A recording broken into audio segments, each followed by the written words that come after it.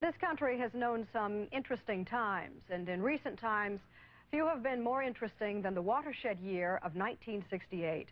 Today we inaugurate a series of reports from that remarkable year.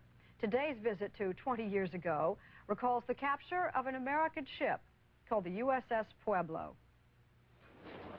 The document which I am going to sign was prepared by the North Koreans.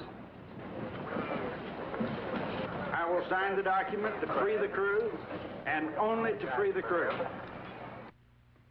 The crew was captured 20 years ago today off the coast of North Korea and accused of spying. Crew members of the U.S. imperialist armed special Pueblo, which was captured while conducting espionage and hostile acts deep in the territorial waters of the Democratic People's Republic of Korea.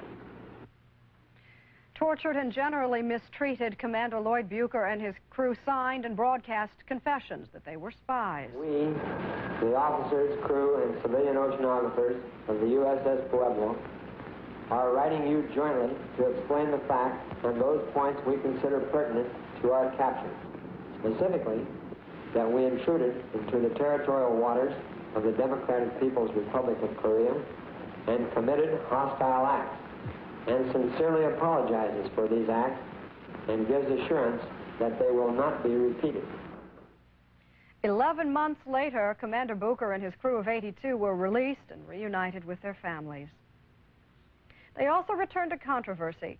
A court of inquiry recommended court-martial, but Navy Secretary John Chaffee ordered that all charges be dropped. Commander Bucher is here with us this morning to look back on that day 20 years ago. Is it that day you knew when you were first captured that is most vivid in your recollection, or if not, what? Well, the entire series of events remain vivid in my recollection, and I'm sure many of the crew's recollection. A lot of it is also confusing. The long 11 months that we spent in captivity over there were punctuated from time to time with brutality, and there was always concern that there might be some permanent damage inflicted on some of the people. We didn't use the word hostages 20 years ago in connection with the crew of the Pueblo. You were prisoners of war at that time? Well, of course, we weren't at war with North Korea. We were at war, for all intents and purposes, in Vietnam. It's always a question from a technical point of view of what you are if you're held under those conditions. And since all but two of us were members of the U.S. Navy, I never thought of us as anything but prisoners of war. The Navy didn't court-martial you. No. You remained in service for the Navy, retired some 15 years ago. But did the Navy let you take the rap? Well, I think that would probably be unfair to say it that way, but certainly I think that the investigation that was conducted should have gone much higher into the planning areas of our government and our services. I don't think it went far enough. And because you don't think it went far enough, you don't think we learned anything from the experience? No, I think we learned very little, unfortunately.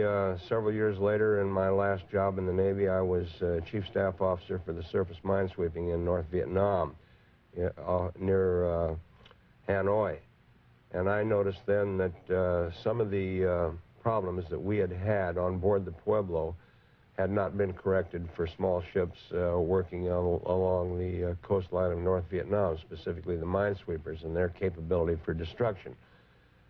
I would think that there would be more attention to these tragic things when they do occur, so that those who are in similar circumstances at a future date wouldn't have to deal with the same problem all over again.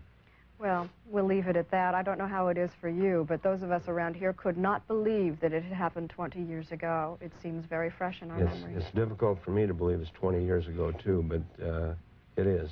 Commander, take care. Good Thank you very much.